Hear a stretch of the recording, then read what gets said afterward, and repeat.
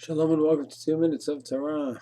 This year is entitled Objectivity. It's such a lonely word. Beginning of the Parsha Toldoth talks about Yitzchak.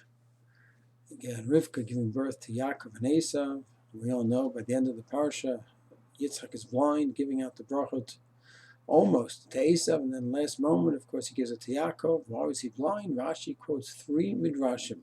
He was blind because of the incense that was offered by the idolatrous daughters-in-law, or because during that kid, that's Yitzchak, the tears went into his eyes, or because Hashem just set it up that way, so that way he would give the bracha to Yaakov instead of Aisav.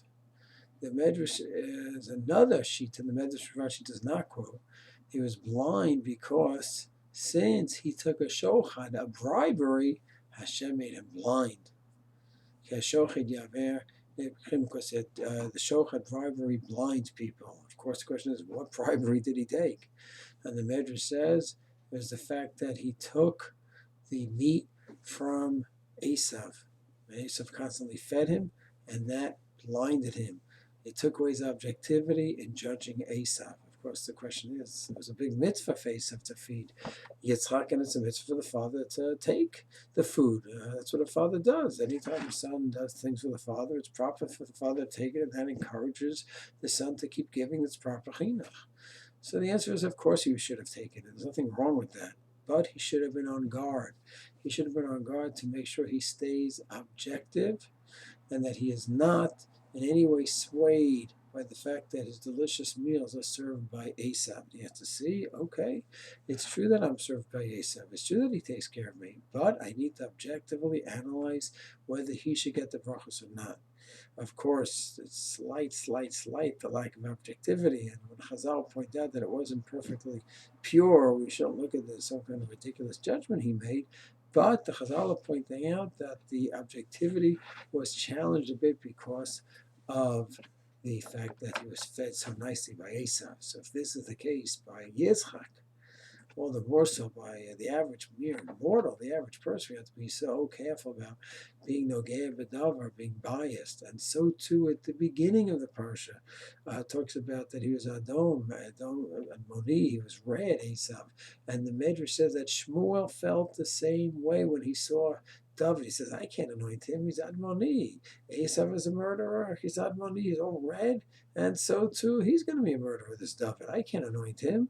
And the Midrash, you would think, would respond by saying, no.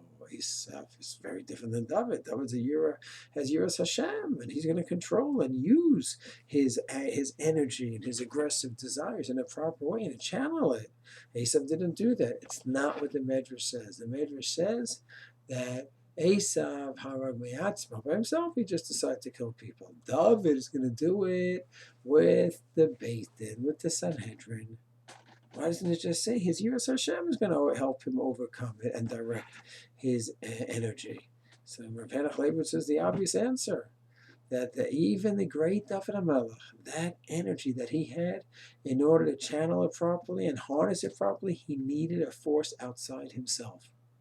And that was the base in the Sanhedrin. Once again, the lesson is clear. A person must challenge himself and must understand that the chance that he could be objective by himself without outside help, we're going to be better than Yitzchak. We're going to be better than David. We must always realize any major issues in life regarding parenting, regarding marriage, regarding neighbor issues, where there's a tough emotional issue that we're involved in, we need to get outside help because the chances of objectivity are slim. And we have to learn that lesson from our giants, David and Yitzchak, whose objectivity was slightly challenged. All the more so we have to realize that in ourselves. Shalom.